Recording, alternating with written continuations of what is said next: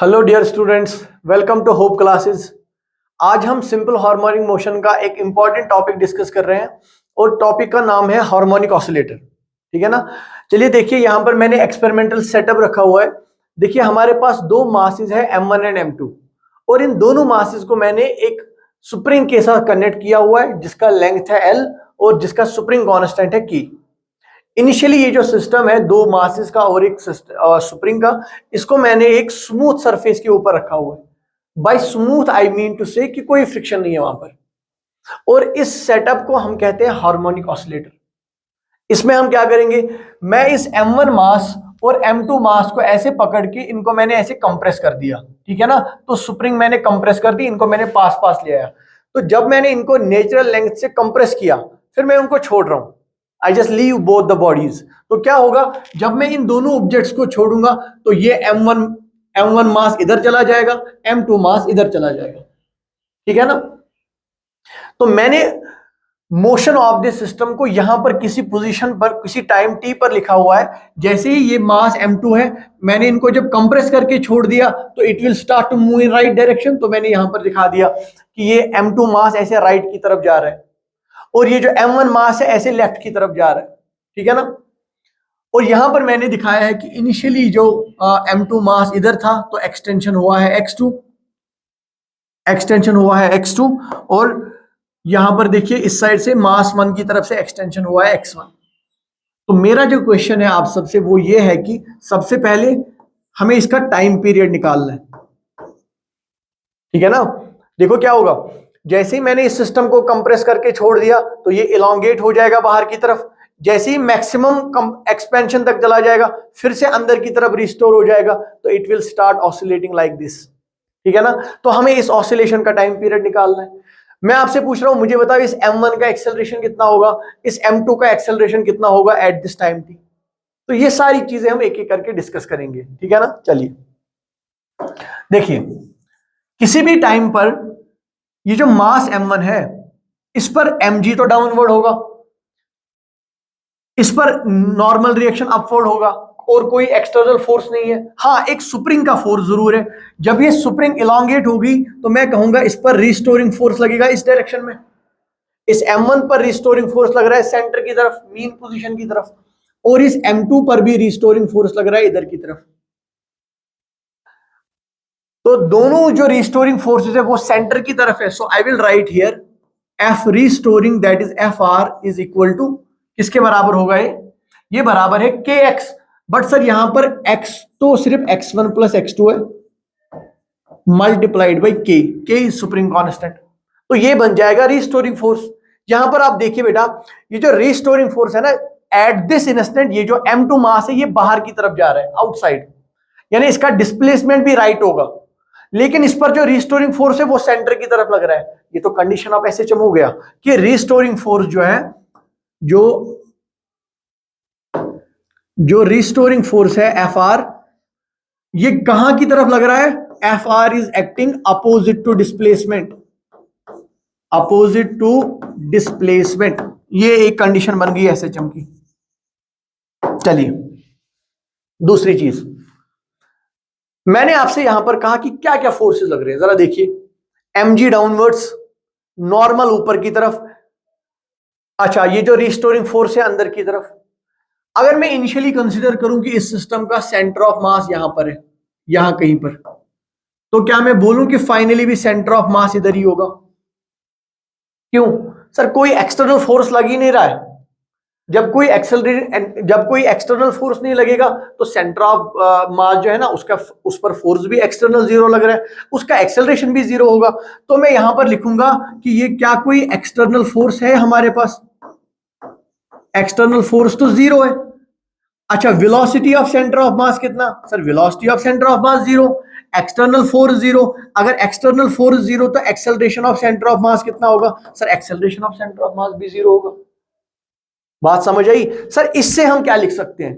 अगर आपको याद हो, रोटेशनल मैकेनिक्स में मैंने आपको रोटेशन में मैंने आपको ये एक जगह पढ़ाया था कि जब सेंटर ऑफ मास का जो एक्सेलरेशन है जीरो है तो मैं लिख सकता हूं m1x1 is equal to m2x2। ये रिलेशन हम बना सकते हैं। m1 x1 is equal to m2 x2। चलिए हमारा काम हो गया। पहले फोर्स की बात करते हैं। देखिए बेटा, हमारे पास है जो रिस्टोरिंग फोर्स Fr हमारे पास आया, वो किसके बराबर है? वो बराबर है k times of x1 plus x2। k times of x1 plus x2। क्या मैं यहां से लिख सकता हूं कि x1 बराबर है m2 x2 divided by m1, और क्या मैं यहां से बोल दूं x2 बराबर है m1 x1 divided by m2? तो एक एक करके यहां पर x2 और x2 और x1 को रिप्लेस करते हैं। चलो पहले x1 को रिप्लेस करते हैं। तो मेरे पास आ जाएगा F restoring is equal to k times of, बताइए x1 की जगह मैं क्या लिखूं? x1 की जगह मैं लिखूंगा m2 x2 upon m1 plus x2। ठीक है ना? इतना x2 को कॉमन ले लो तो हमारे पास आ जाएगा restoring forces k times of, इस x2 को बाहर ले जाओ, x2 को बाहर लिया तो यहां पर बचा m2 plus m1 upon m1। ये मेरे पास आया फोर्स। ये वो रिस्टोरिंग फोर्स है जो किस पर लग रहा है बेटा? x2 किसका डिस्प्लेसमेंट है, तो ये m2 पर लग रहा है। क्या मैं यहां से एक्सेलरेशन निकाल सकता हूं? तो मैं बोलूंगा एक्सेलरेशन ऑफ m2, हमें पता है ना a is f restoring divided by m, तो एक्सेलरेशन ऑफ m2 कितना आएगा? इसको m2 से डिवाइड कर लो तो k times of m2 plus m1 upon m1 whole multiplied by x2। ये तो मैंने फोर्स लिख दिया, लेकिन एक्सेलरेशन के लिए मुझे क्या करना है? एक्सेलरेशन के लिए मुझे मास से डिवाइड करना है। तो मैंने सेकंड का एक्सेलरेशन लिया है, तो यहां पर मैं m2 से डिवाइड कर दूंगा यहां पर। तो क्या मिला हमें? k times of m2 plus m1 divided by m2 into m1 into x2। ये आ जाएगा एक्सेलरेशन किसका? इस m2 मास का। अगर मेरे पास एक्सेलरेशन आ गया तो क्या मैं टाइम पीरियड निकाल सकता हूं? पहले उससे एक और बात बताता हूं। यहां पर मुझे F रिस्टोरिंग मिला directly proportional to x2, second condition of SHM. Second condition of SHM क्या? सेकंड कंडीशन ऑफ एसएचएम है कि ये जो रिस्टोरिंग फोर्स है ना, it is proportional to x2। पहला यहां पर आया था कि restoring force is opposite to displacement, condition number 1। दूसरा condition, restoring force is directly proportional to displacement. तो एसएचएम की दोनों कंडीशंस फुलफिल होगी, तो हम कहेंगे कि ये जो मोशन हो रहा है हार्मोनिक ऑसिलेटर का, ये एसएचएम कर रहा है।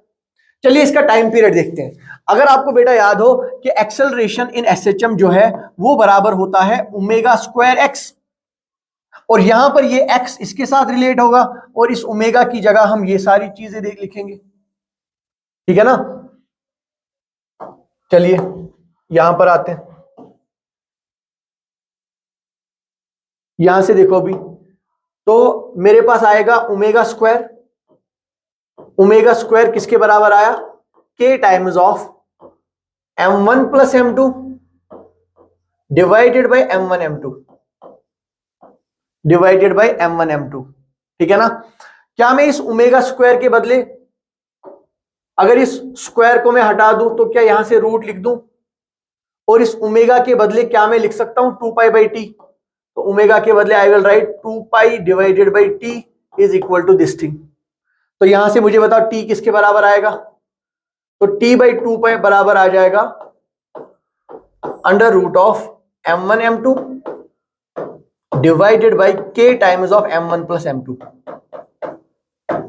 तो ये हमारे पास टाइम पीरियड आया किसका? इस m2 ब्लॉक का। यानी ये m2 ब्लॉक किस टाइम पीरियड के साथ ऑसिलेट करेगा? t is equal to 2 pi under root of m1 m2 divided by k times m1 plus m2। यहां से मैं आपको एक बात बता दूंगा, ये जो हार्मोनिक ऑसिलेटर में दोनों मासेस है ना, ये सेम टाइम पीरियड से ऑसिलेट करेंगे। सर यहां तो हमने ये कर लिया टाइम पीरियड किसका? m2 मास का। ठीक है ना? यहां से देखिए एक्सेलरेशन ऑफ m2 था ये, तो ठीक है हमारे पास m2 का आ गया और हमारे पास उसका टाइम पीरियड भी आ गया। चलिए सेम कैलकुलेशन अब m1 के लिए करते हैं। ठीक है ना? सेम कैलकुलेशन m1 के लिए करते हैं। देखिए हमने क्या किया था, यहां पर मैंने यहां पर m1 का वैल्यू दिया था, मैंने यहां पर किसका वैल्यू दिया था? सॉरी x1 का वैल्यू दिया था। अब x1 का वैल्यू ना देके मैं x2 का वैल्यू देता हूं। ठीक है ना? I will just erase this thing.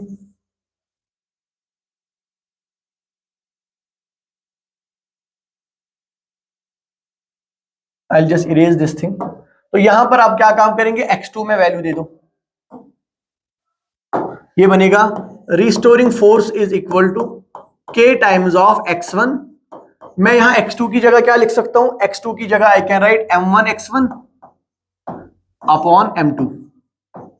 तो यहां पर मुझे मिलेगा f restoring is equal to k times of x1 को बाहर ले लो, ये बनेगा m1 plus m2 divided by m2। फिर से हमें क्या मिला, restoring force is directly proportional to displacement, again second condition of SHM is satisfied. तो यहां से मुझे बताइए एक्सेलरेशन क्या आ जाएगा फर्स्ट ब्लॉक का, एक्सेलरेशन ऑफ फर्स्ट ब्लॉक, यानी इस m1 की बात कर रहा हूं। आप कहेंगे सर एक्सेलरेशन होता है फोर्स अपॉन मास, तो ये बन जाएगा k times of m1 plus m2 divided by m2, तो खुद ही है इसमें, लेकिन अगर मुझे m1 का एक्सेलरेशन निकालना है तो डिवाइडेड बाय m1 करना पड़ेगा इनटू x1। बेटा ये बन जाएगा एक्सेलरेशन, ये बन गया एक्सेलरेशन किसका, ब्लॉक 1 का। अब एक्सेलरेशन से मुझे टाइम पीरियड निकालना है, so I will write acceleration is omega square of x. और अगर आप ध्यान से देखो आपको यहां पर ओमेगा स्क्वायर किसके बराबर मिलेगा, ओमेगा स्क्वायर बराबर मिलेगा m1 plus m2 upon m1 m2, ठीक है ना, और k मल्टीप्लाई में है ऐसे। तो अगर आप देखो बेटा ये सेम चीज हमें फिर से मिली, तो इस ओमेगा की जगह इस स्क्वायर को यहां ले जाओ तो रूट बन जाएगा, ये रूट बन गया, यहां पर ओमेगा की जगह 2 पाई लिख दो तो आपको मिल जाएगा t is equal to 2 pi under root of m1 m2 divided by k times m1 plus m2। तो बस यहां पर सॉल्व हो गया, दोनों ब्लॉक्स का टाइम पीरियड क्या मिला, हमें सेम मिला। इसका मतलब ये जो सिंपल हार्मोनिक ऑसिलेटर है, हमने इसको एक फ्रिक्शन लेस सरफेस के ऊपर रखा था, तो मैंने इसको थोड़ा सा डिस्प्लेस किया था कंप्रेस करके, फिर छोड़ दिया, तो हमने इसका टाइम पीरियड कैलकुलेट कर लिया, m1 का भी टाइम पीरियड कैलकुलेट कर लिया, दोनों पर जो रेस्टोरिंग फोर्स लग रहा था वो कैलकुलेट कर लिया। हमने ये भी प्रूव कर दिया कि ये एसएचएम करेगा, दोनों कंडीशंस ऑफ एसएचएम सेटिस्फाई होगी, ठीक है ना। तो this is all about a simple harmonic oscillator. I hope आप ये बात समझ गए होंगे। Thank you so much.